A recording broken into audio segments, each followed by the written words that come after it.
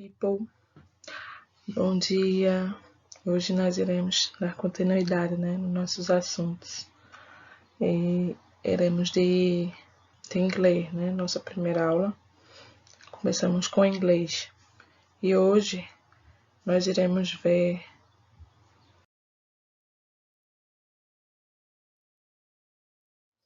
present continuous, que na verdade em português o present continuous é o presente no gerúndio, que no caso que é o gerúndio do nosso português, que é a terminação do ando, do endo, do indo. A descrição do present continuous significa que é um termo verbal usado para indicar ações que estão no progresso no presente, no momento da fala, Então, é uma ação que ela acontece no presente, mas que ela dá continuidade, por conta do gerúndio, por conta da terminação, que dá a ideia de em processo, que a ação ainda está em processo, E ele também é empregado para falar sobre situações temporárias, Eu quero falar agora. E ações contínuas, quando eu acabei de falar, E isso acontece muito em momento da fala. E esse momento da fala, ele é apresentado muito com advérbios de tempo, De tempo na frase. Como assim, professora, advérbio de tempo? Agora, Ontem. Isso aí são advérbios de tempo. Mas como estamos falando do presente, os advérbios de tempo sempre vai estar no presente, Então, vamos continuar aqui. Veja. Como é formado o presente contínuo, Ele é formado por pronome, o verbo to be, veja aí, o verbo to be está em destaque, está em vermelho, e o verbo principal com ing, com a modificação, e o complemento. A formação do present continuous vai ser o verbo to be e o verbo principal no gerúndio. Sempre isso irá acontecer, tá? O present continuous, ele sempre virá com o verbo to be. Por isso que é bom você relembrar o verbo to be. Porque, no caso, vocês têm que saber quando utilizar o is, o are, o am, Vocês sabem que o am é utilizado para a primeira pessoa. O is para a terceira pessoa do singular, que é he, she ou it. E o are para as demais pessoas. Então, cuidado, porque tem dois casos que vocês têm que observar e ter um maior cuidado, que é o caso do verbo to be e o verbo principal no gerúndio, que é o ing no nosso inglês, Como eu já falei, a gramática do inglês ela é bem mais fácil, tá? Bem mais fácil do que do português. Para eu formar o gerúndio, só precisa acrescentar ing. Já formou, Agora eu tenho que saber. Depois, mais na frente, eu vou mostrar as regrinhas do ing. Mas aqui eu quero que vocês prestem atenção na formação do present continuous. Aí eu coloquei 3 frases aí, tá? 3 frases. E as 3 frases, cada uma tem um advérbio de tempo. Veja aí na frase. Será que você conseguiu identificar os advérbios de tempo? Tá fácil, Então, na primeira frase, ele diz o seguinte, she is talking to her more now. Esse now aí é o advérbio de tempo, que é agora. Ela está falando com a mãe dela agora. Então, como foi dito antes, ele vem com advérbios de tempo do momento, agora. Uma pergunta, A segunda frase é uma pergunta. Are they studying at the moment? Eles estão estudando no momento, então, at the moment é o advérbio de tempo. Terceira frase. She is American, but she is live in Canada at present. Ela é americana, mas está morando no Canadá atualmente. Então, at present é atualmente. Então, esse atualmente ele está com o advérbio de tempo. Ó, nas 3 frases ele veio com o advérbio de tempo. Agora, esse tempo é do momento, agora, viu? Professor, isso pode ocorrer? Pode. Né? Como uma ação que está, eu posso falar, é uma ação de uma fala, de uma situação que está acontecendo no momento, tá certo? Ou uma ação que ela acontece no presente e dá continuidade. Ele está dormindo, ele está andando, ele está comendo.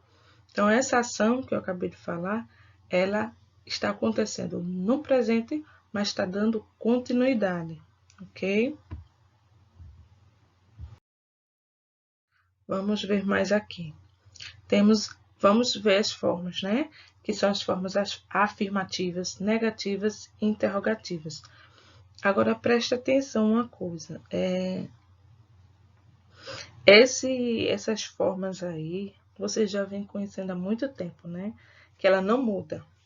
Ela não muda. Veja que, como eu disse no slide anterior, a gramática do inglês ela é muito fácil. A forma, as regras são muito parecidas, né? As formas afirmativas, negativas, interrogativas sempre vão ser parecidas. O que vai mudar é o quê? Só o verbo, que é a ação da frase. Só o tempo verbal, quando ocorreu, se foi presente, passado ou futuro. Tudo isso. Só o que vai mudar são essas particularidades, né? Que é a ação que move o verbo, que move a ação, que move toda a estrutura. Tá certo? Vamos ver aí.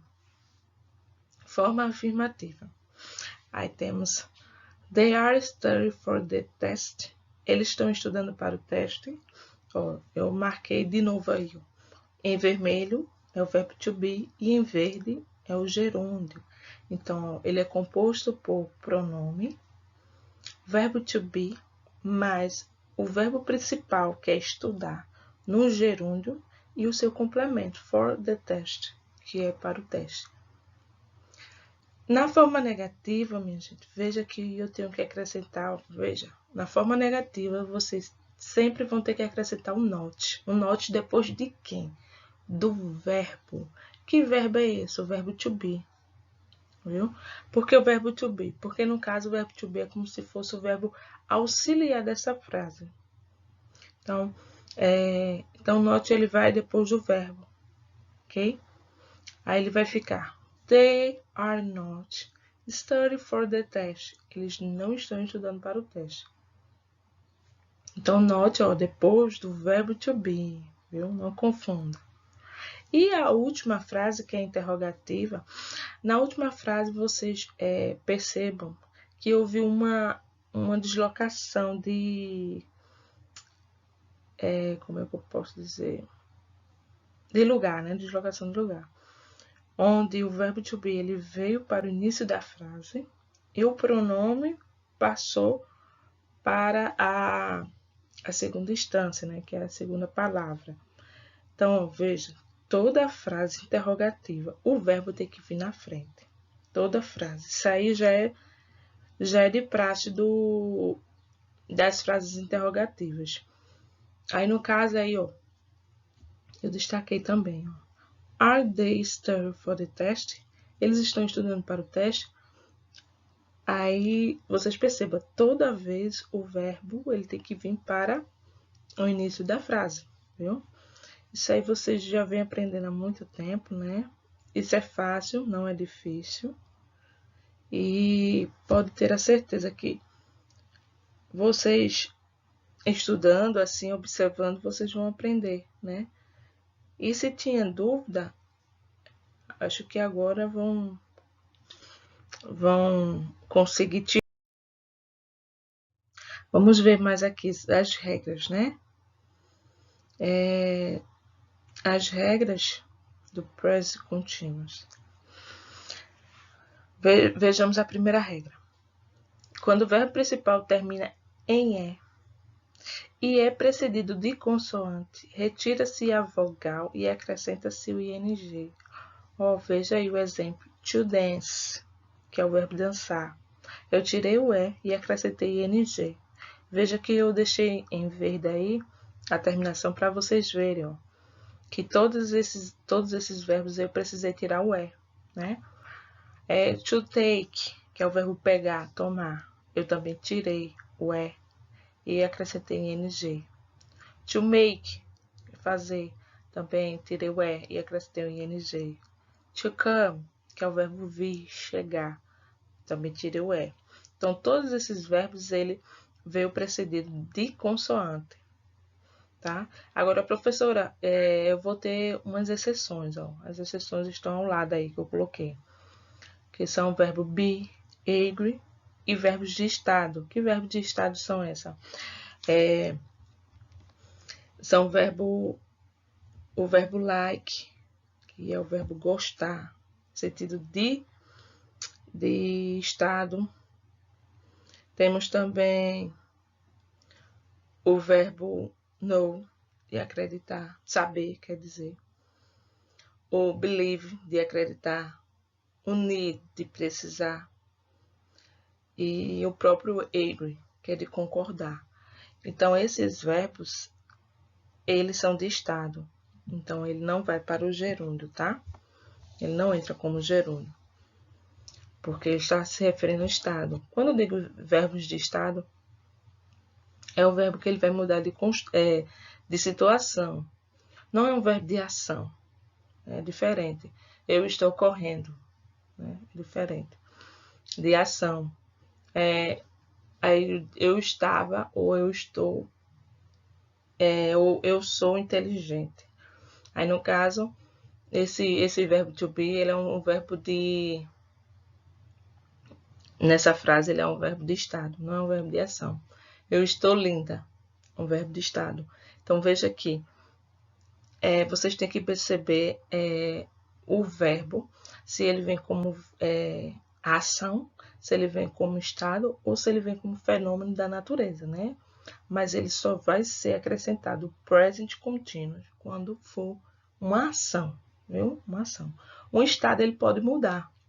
Eu estava triste, eu estou triste, então no caso, eu estou triste, mas eu posso ficar feliz. Isso é um estado. Eu permaneci deitado, ou permaneci, mas eu posso me levantar. Então, no caso, esses verbos, ele não entra como ação, e sim como estado, tá? Segundo exemplo. Quando o verbo termina com IE, troca-se essa terminação por Y e acrescenta ING. Vocês vão trocar a terminação quando ele terminar em IE, tá?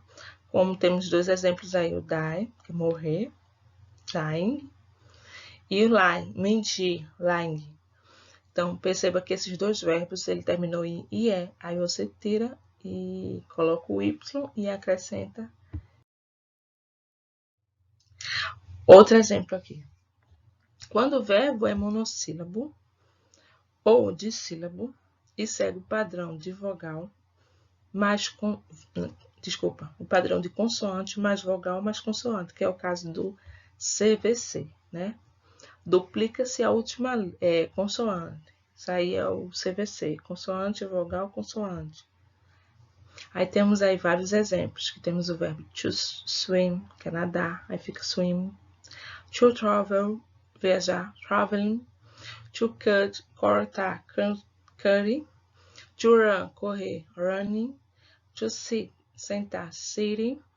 Então, perceba que todos esses verbos eu deixei em negrita aí para vocês observarem que dobrou, duplicou a consoante. Vocês duplicam e acrescentam em ing. Mas tem exceção aí, tá? Cuidado. Quando a última consoante é W ou X, ela não dobra, viu? Não vai dobrar. Então, lembre-se disso, ó. Quando ela é CVC, ela dobra, dobra. Mas se ela terminar em W ou X, isso aí não vai acontecer. Temos aí to snow, que é nevar, né? Fica snowing. To fix, consertar, fixing. Aí, nesses dois verbos, como ele terminou, um verbo terminou com W, o outro com X, eu não vou dobrar a última letra, mas vou acrescentar ING, certo? Então, observe que tem as exceções. Tem as regras, mas tem as exceções. Isso aí é mais questão de vocês memorizar, né? Que são regras. Quando a gente fala de regras, é memorizar. E toda vez que a gente começa a praticar, que a gente começa a ver e estudar, aquilo vai ficando na nossa mente, né?